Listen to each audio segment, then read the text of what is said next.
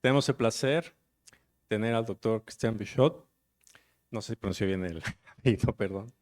Christian tiene un diplomado en Ingeniería por la Escuela Nacional de Artes y Oficios en STAM, en Francia. Formación generalista, doctorado por la Escuela de Minas de París, con especialización en termodinámica experimental. Actualmente es profesor titular C en la CEPI ESIQUIE del Instituto Politécnico Nacional. Es autor de un poco más de 25 publicaciones internacionales y director de 22 tesis en programas de maestría en ciencias en ingeniería química, ingeniería de hidrocarburos y sus energéticos asociados. Más de 9.400 horas de cursos impartidos a nivel posgrado y licenciatura entre termodinámica, matemáticas aplicadas, métodos experimentales en termodinámica, métodos computacionales, modelado de hidrocarburos y metrología. Nada más. Actualmente responsable del Laboratorio de Caracterización PVT de la sección de posgrado del ESIQUE del POLI, enfocado a la determinación experimental a altas presiones y modelado de propiedades termodinámicas y de transporte de fluidos y de equilibrio entre fases. Por favor, acompáñenme dando la bienvenida a Christian. Muchísimas gracias por estar aquí.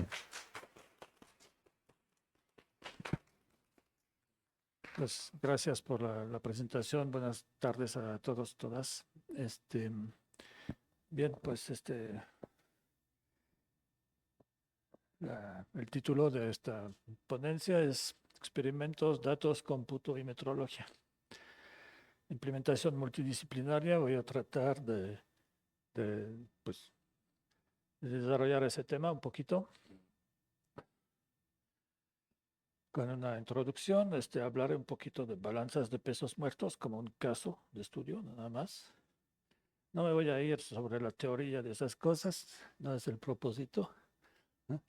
Pero precisamente de ver cómo diversos niveles de complejidad en experimentos se pueden asociar con diversos aspectos de la metrología. Bien. Me refería a una obra que es conocida para tratar de ilustrar un poco eso. Experimentos, datos y computación, tres mosqueteros, independientes y a su vez no tan unidos. Ese aspecto, okay. Ese aspecto se refiere más que nada a que los experimentos, la ciencia de datos, la computación bien pueden ser tres aspectos que se pueden manejar completamente independiente uno de los otros, pero cuando se unen a la metrología, pues opera una cierta sinergia y lo asocio un poco al D'Artagnan del cuento, el cuarto mosquetero, que está aquí para, pues, unir un poquito todos los aspectos. Esa lámina es más que nada una cuestión conceptual. Cuando me refiero a experimentos, estoy hablando eventualmente de experimentos como tal de laboratorio, pueden ser más o menos complicados. Podemos hablar también de procesos. Y los datos, pues los datos usualmente,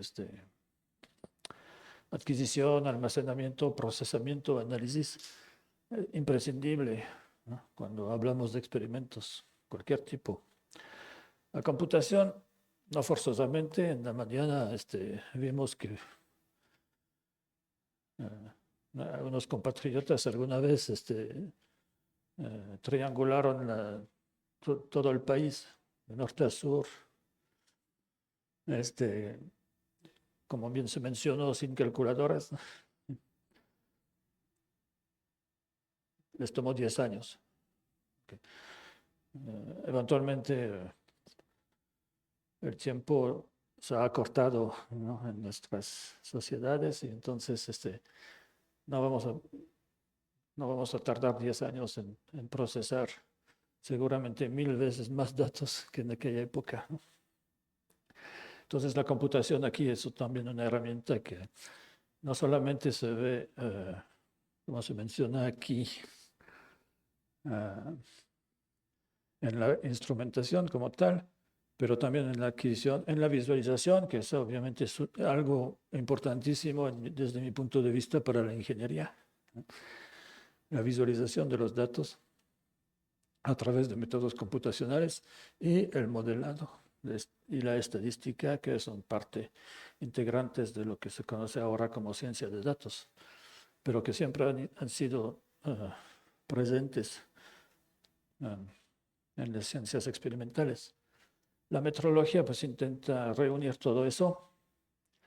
En la ciencia de mediciones, la metrología interviene en los experimentos directamente, obviamente en las calibraciones, la presencia de estándares, sensores y nociones de reproducibilidad de esos mismos experimentos y su repetibilidad.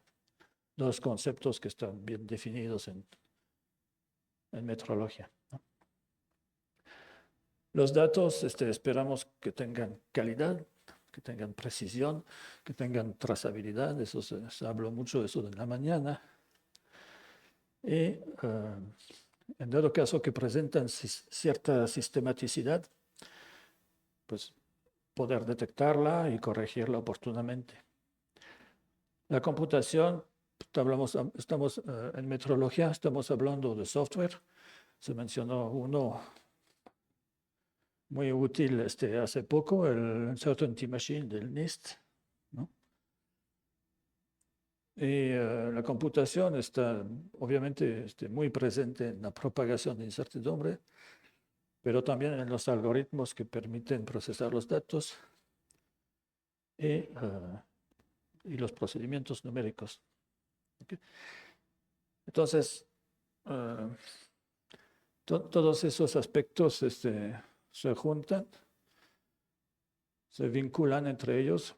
Lo que vemos es que la metrología impacta en todos directamente, ¿no?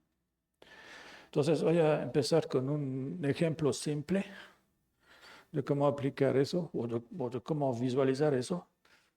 Es un problema relativamente simple, aparentemente simple. Creo que mi colega Jesús me dirá que no es tan simple, ¿no? Medir la presión atmosférica, ¿no? Entonces, pues, el experimento es relativamente simple. Necesitamos definir una técnica, en este caso un MEMS. Ahí donde estoy apuntando está el sensor, justo aquí, 1 milímetro cuadrado, 4 barritas de silicón. 2 se deforman por la presión que sufren, la presión atmosférica, y me permiten generar una señal eléctrica que da la presión atmosférica. Y las otras 2 se deforman, se dilatan, y de ahí saco la temperatura. Entonces la técnica está relativamente simple. El método, en ese caso no hay mucho que decir. El sensor se somete a la presión atmosférica y la temperatura ambiente y eventualmente eso genera una señal. El modelo, ¿cuál es el modelo en ese tipo de sensores? Pues deformación, esfuerzo, es pura mecánica y térmica, ¿no?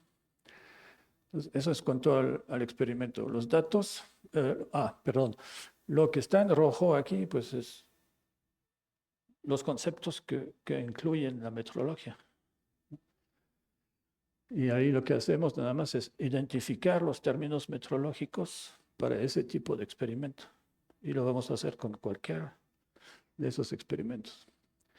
Los datos, pues la deformación produce una señal eléctrica. La metrología interviene ahí porque hay que calibrar esa señal eléctrica. La otra fuente de datos es el DAC en el Arduino que está aquí. Y incluso en la implementación que hicieron de ese sensor aquí, hay un convertidor analógico digital, que es el que permite precisamente convertir la señal analógica en una señal digital que se puede recuperar. La metrología aquí donde aparece, pues en el procesamiento de esa señal digital que me permite obtener ya sea la presión o la temperatura y vincularla a una pantallita, ¿no? Entonces, ese es el experimento de fin de semestre en secundaria, ¿no? Sí.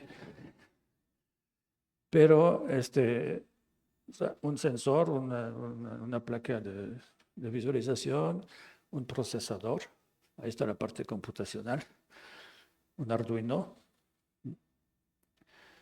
O sea, lo que me permite hacer ese Arduino ahí es donde interviene la metrología, la adquisición de datos. Me vincula los resultados sobre un USB o ¿sí? Sobre un puerto USB directamente. El mismo puerto que sirve a alimentar el microprocesador me permite recuperar la señal. Eventualmente puedo combinar ese puerto con un pequeño programa en Python y enviar eso al programa favorito de todos, que es LibreOffice.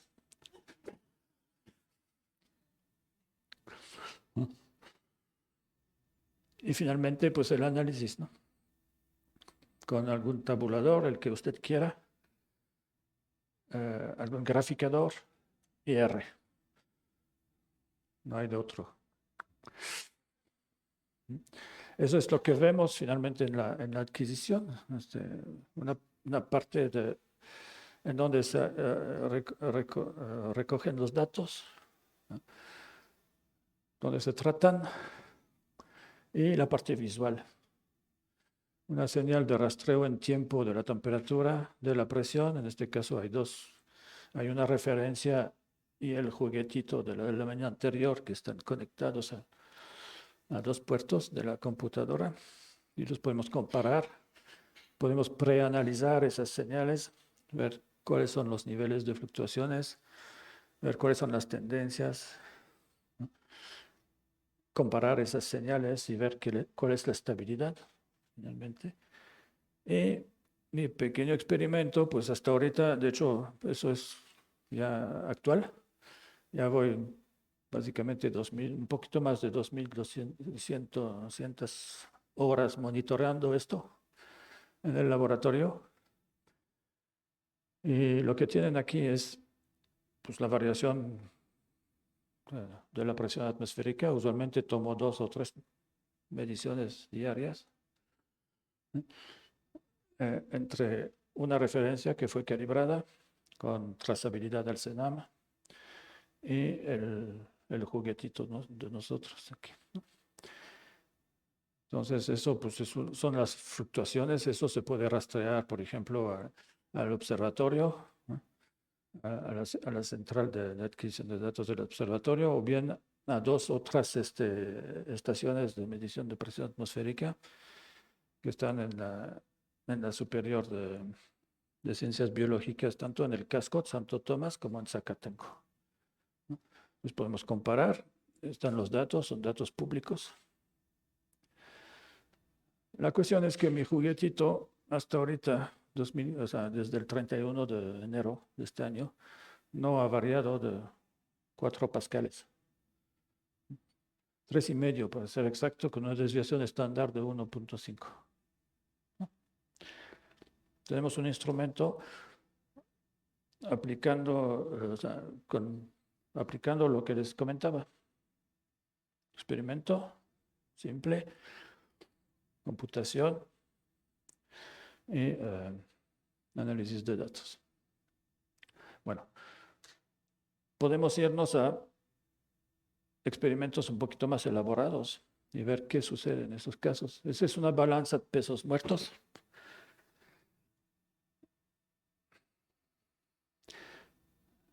La primera que fue mencionada en 1846, los mosqueteros publicaron 2 años después, o 2 años antes, no recuerdo, creo que 2 años antes. De la balanza viene 2 años después de los mosqueteros. Y la versión que está aquí es más cerca a una versión de 1882, porque ya está, digamos, un poquito más elaborada. ¿De qué se trata? Pues de poder generar la presión. En todos los experimentos que en físico-química en particular ocupamos, necesitamos medir la presión y usualmente también la temperatura, ¿no? Entonces, una balanza de pesos muertos es un patrón secundario. La idea es principio básico, fuerza sobre área, me da la presión. ¿No? Y todo lo que voy a tratar de explicar a partir de ahí, pues está basado en ese esquema simple, ¿no? Esas balanzas son instrumentos comunes, son las que calibran, todos los manómetros de la industria. Se podrán imaginar la cantidad de aparatos que eso implica, ¿no? Lo que me va a interesar un poquito más en esta plática es que también son patrones primarios de presión. Es la fuente primaria de presión, ese aparato desde 1808. Es un artefacto que establece valores de presión que a su vez se transfieren a los transductores a través de una calibración. Los transductores usualmente pues, actúan como sensores, es decir, me proporcionan una señal eléctrica y esa señal eléctrica es la que tengo que convertir en presión. De ahí la necesidad de una calibración. Entonces, esos transductores actúan como sensores en experimentos que requieren medir presiones y esos pues son muchísimos. Densimetría, viscosimetría son dos casos que yo manejo, entonces por eso los menciono aquí. Aquí no especifico si es densimetría o viscosimetría a presión, a altas presiones, puede ser las que usted quiera. Vamos a hablar de altas presiones. Entonces, esas balanzas requieren y generan datos, eso es algo que es importante entender ahí, y requiere computación. Cuando uno ve el modelo el modelo que define el principio, se entiende que necesita computación tan solo para despejar la presión que aparece tanto a la izquierda como a la derecha. El principio, ¿no? La fórmula como tal no es importante, es una fuerza sobre una superficie. Básicamente, lo que sí hace que se ve así espeluznante es que necesitamos aportar algunas correcciones, ¿no? Y hay muchísimas correcciones en esa balanza.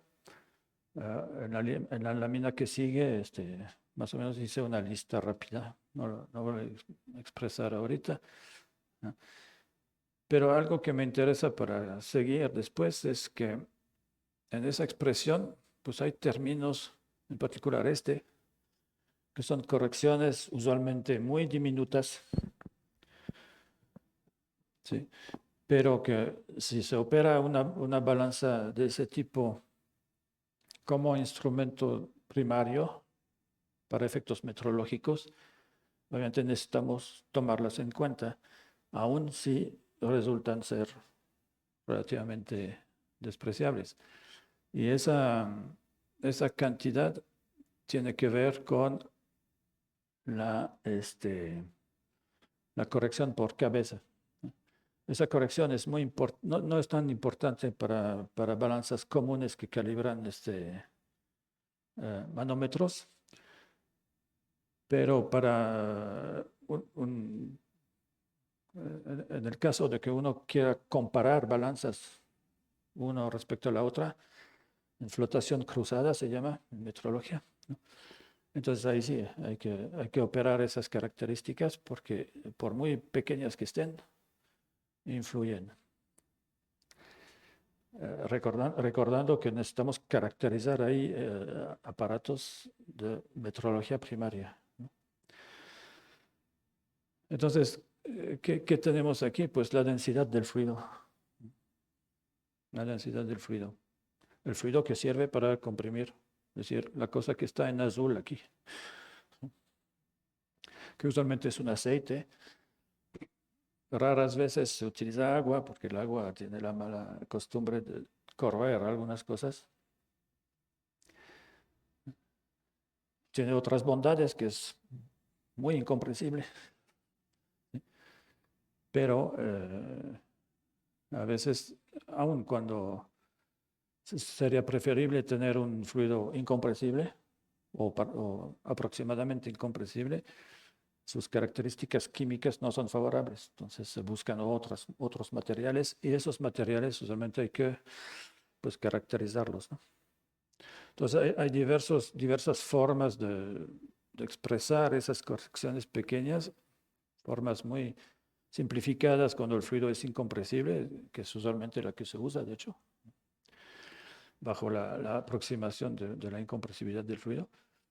Cuando no se puede hacer esa suposición, pues la fórmula se complica un poco, esa todavía está muy parecida a la anterior, pero hace aparecer esa capa R que es la compresibilidad del fluido. Y ahí el problema es dónde voy a encontrar información para eso, ¿no? Cuando el fluido claramente es compresible, entonces ahí sí incurrimos en más problemas y hay que resolver ecuaciones diferenciales, pues, ¿no? Usualmente nadie hace eso. Nadie hace eso. Usualmente esa es la expresión que se ocupa cuando se supone que el fluido es compresible. Pero volvemos a lo mismo, necesitamos tanto información de la densidad del fluido como de la compresibilidad. Voy a seguir. Entonces, nada más para retomar un poco lo que veíamos, ¿no? En la fórmula de la balanza hay una gravedad local. No me voy a atrever a preguntar cuánto es la gravedad local aquí. ¿No? Bueno, la cuestión es que sí lo podemos saber y no es 9.80. Es 9.80. ¿Dónde encontramos el dato? Pues en la geodésica mexicana. ¿Quién maneja eso? El INEGI. Hay bases de datos y también hay mediciones locales. Esas mediciones locales, hay una en el camino ahí hacia el Instituto de Ingeniería. No sé exactamente dónde, tal vez alguien sepa, ¿no? Pero hay una plaquita así de como 10 centímetros de aluminio marcada de la secretaria de, no recuerdo cuál secretaria, ¿recuerdas? No? O sea, son placas oficiales, ¿no? Y creo que el Instituto de Ingeniería, no sé si me confirman eso, son quienes hacen esas mediciones por aquí, ¿no? De gravedad. ¿Eh? ¿Al de física? Bien, ok. Y entonces, pues el Instituto de Física lo contratan en diversos lugares y podrán consultar en el INEGI todo el mapa de las estaciones de gravedad local y las herramientas matemáticas que permiten interpolar para tener exactamente ahí. ¿Por qué necesitamos ese dato? Cuando usted compra una balanza, eventualmente el fabricante le dice, ¿quiere que se la calibre con la gravedad local o la quieren con una gravedad estándar, digamos? Y usted hará las correcciones pertinentes, ¿no? Entonces uno tiene la opción, eventualmente, de solicitar la balanza ya, más bien las masas, ¿no? Las masas ya precalibradas para operar a la gravedad local. O bien, dicen, bueno, pues entregamos la balanza con sus masas calibradas a la gravedad estándar y usted tiene que hacer la corrección. Y es una corrección bastante importante en el valor del mensurando que se obtiene. Otras de las características, las alfas, las lambdas, esas provienen de pruebas mecánicas, ciencias de materiales. Esos términos ahí, el área efectiva del pistón, el diámetro del pistón, la altura de las columnas de cabeza, eso es de metrología dimensional. Las masas, pues, metrología de masas, ¿sí? Y las densidades, ya sean del aire o que permite corregirla corregir por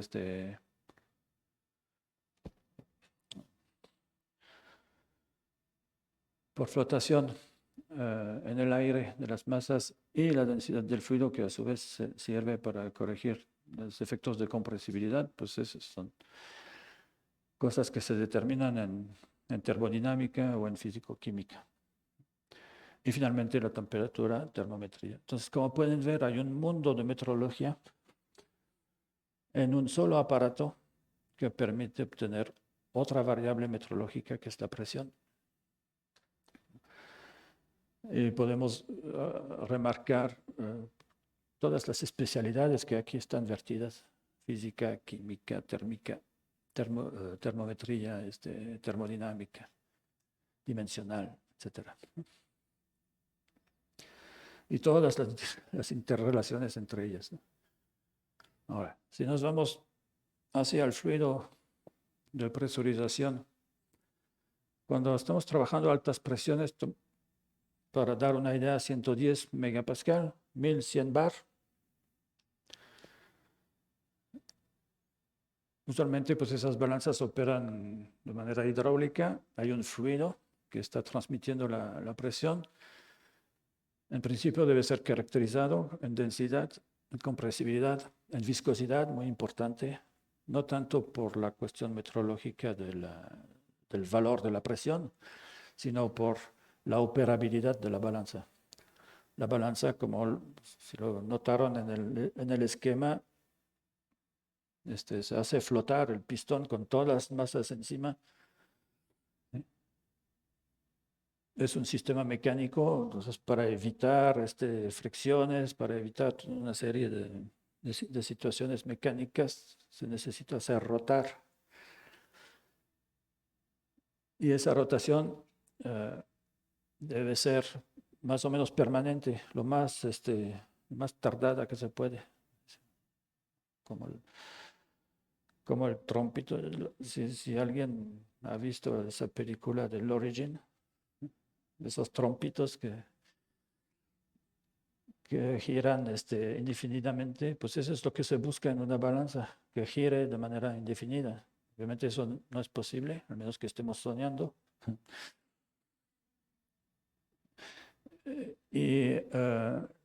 Pero lo que me va a ajustar el tiempo de flotación es la viscosidad del fluido, precisamente. Y lo que queremos eventualmente es que esa viscosidad no dependa demasiado de la presión.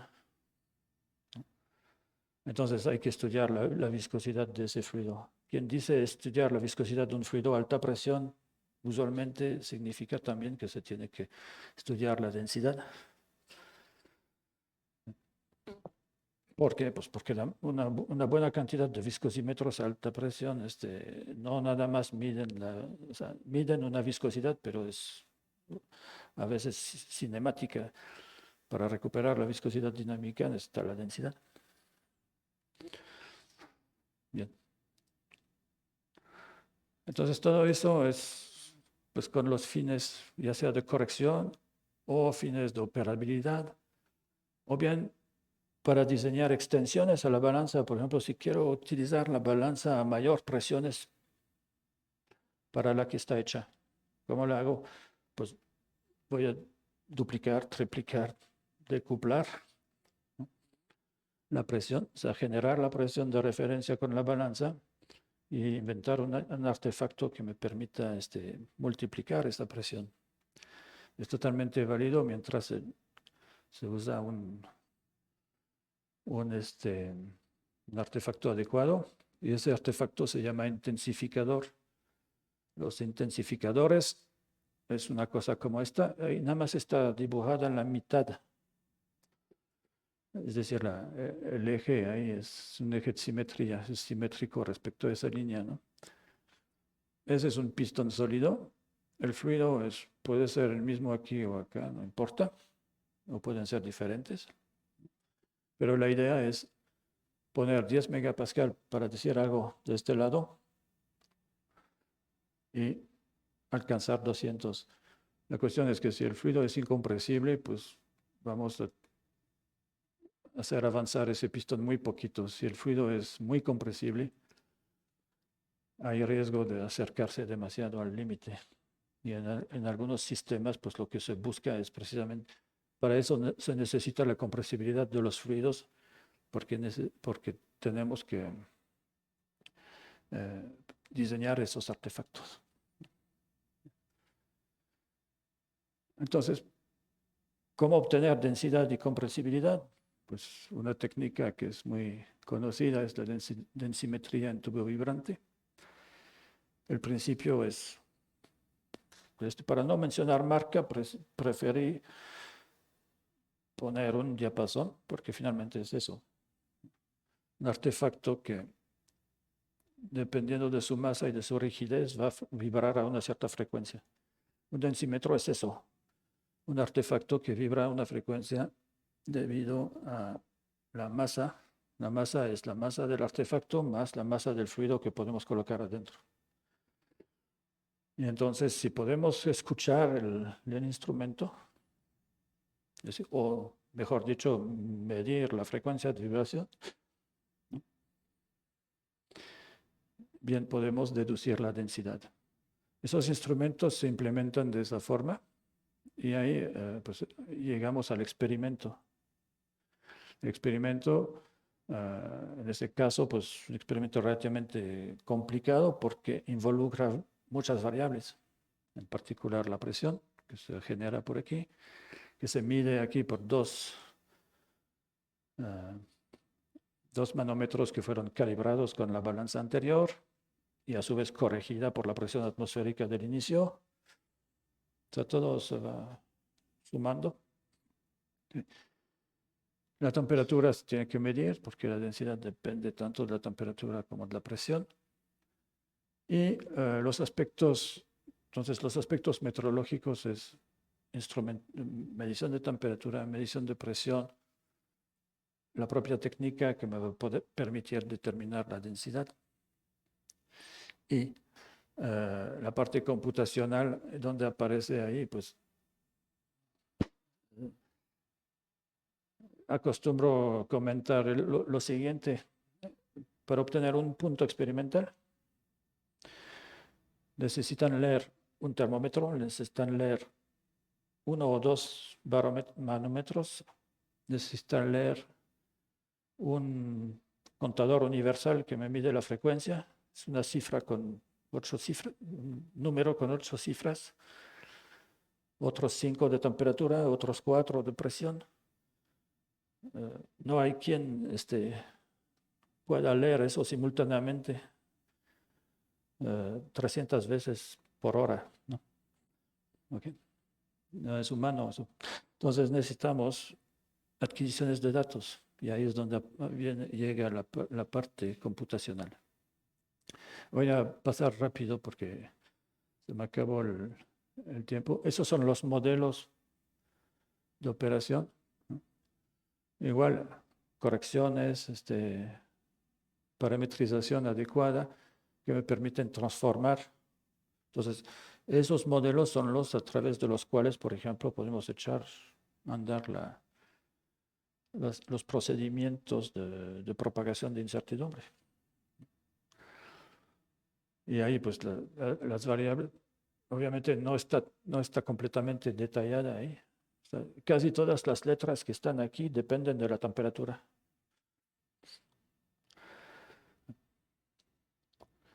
Hay regresiones que hacer ahí, no lineales, además. En fin. Eso es lo que obtenemos. Puntos. Esa es una gráfica que me muestra cómo se comporta mi fluido en función de la presión a diversas temperaturas, de las más bajas hasta las más altas. Y la pregunta eventualmente es, y las rectas ahí son modelos, ¿no? ¿Para qué obtenemos esos datos? Alimentar correlaciones, modelar, de tal forma que cualquiera que dice, es que yo opero mi balanza aquí.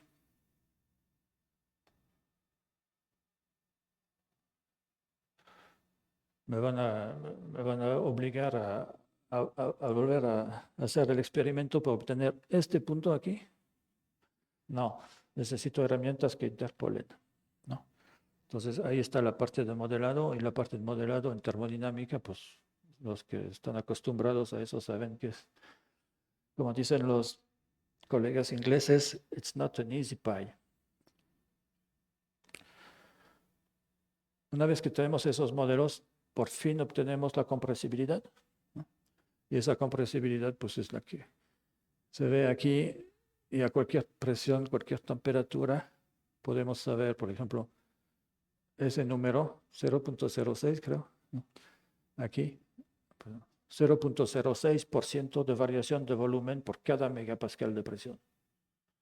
Y con esa gráfica puedo diseñar absolutamente lo que necesito y completar el análisis de la balanza. Nada más, ¿qué es un punto? Ese punto, ¿qué es? Es un punto, bueno, ok, sí. Si lo vemos un poquito más de cerca, es esto. Ese punto que se veía en la gráfica anterior es este. Es un resumen de una sesentena de datos que se toman bajo condiciones muy particulares. Aquí, una vez que, en particular de estabilidad, tanto de la presión como de la temperatura, simultáneamente. Eso se puede analizar estadísticamente. De hecho, eso hice, ¿no? Y le pegué una normal sesgada multivariada, ¿eh? Sencillamente para darnos cuenta de que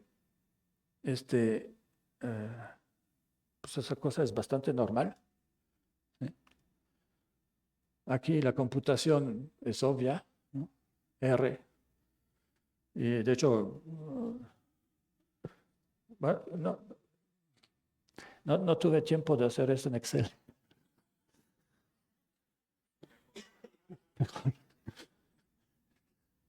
No. Pero ahí se ve que, bueno, realmente lo importante es ver que, o sea, lo que quiero resaltar con eso no es tanto el detalle computacional, sino que de la forma que se diseñó el experimento y de cómo se manejaron los experimentos, era casi seguro que íbamos a obtener un mapeo de ese tipo. Es decir, algo que es una normal multivariable casi perfecta. De hecho, intenté, no lo calculé, la moda no la calculé. Nada más generé 500 niveles ahí y vi dónde convergían, ¿no? Pero converge, pues, digamos, suficientemente cerca para considerar que nuestra distribución es binormal en este caso. Pero ese resultado es por la forma en que llevamos a cabo los experimentos, y eso es lo que quería, estabilizando presión simultáneamente con la temperatura y obteniendo densidades estables, incluso ya con la influencia de las desviaciones estándares en todas esas variables ya integradas en el resultado. Ese tipo de adquisiciones de datos pues son las que desarrollamos en el laboratorio. Aquí lo que recomiendo es utilizar Python. Python es un lenguaje, R está muy bien para todo lo que es modelado. Lo recomiendo también. Python está muy bien para todo lo que quieran, básicamente, como todo lo demás, incluyendo ¿no? Pero es más fácil en R, la parte estadística, porque R está dedicado a eso.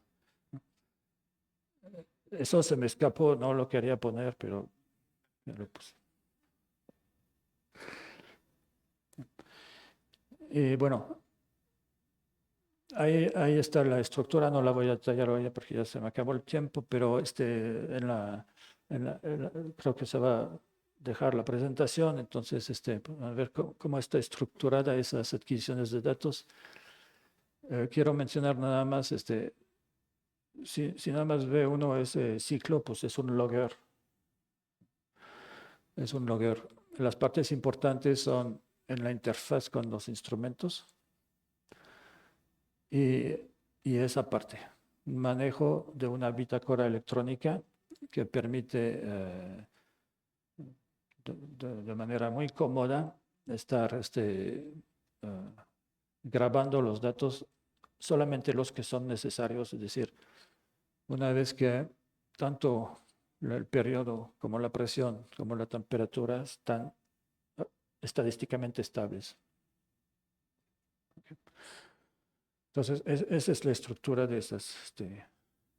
Y bueno, como conclusión, experimentos, datos, computación, metrología, uno para todos, la metrología, todos para una, la metrología.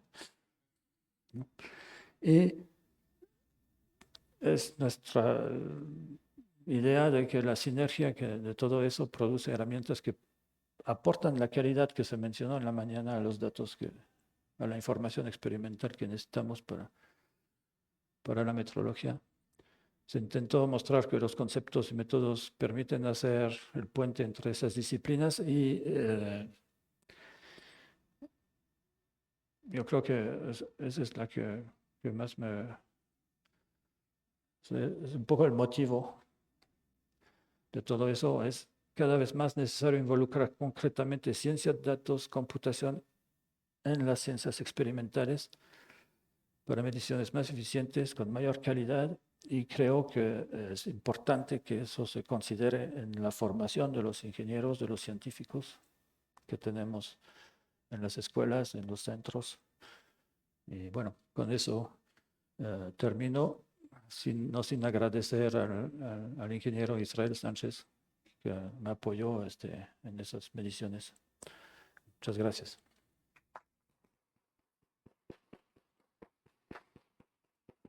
Muchas gracias, Cristian. Y tenemos tiempo para una pregunta, algún comentario, una duda.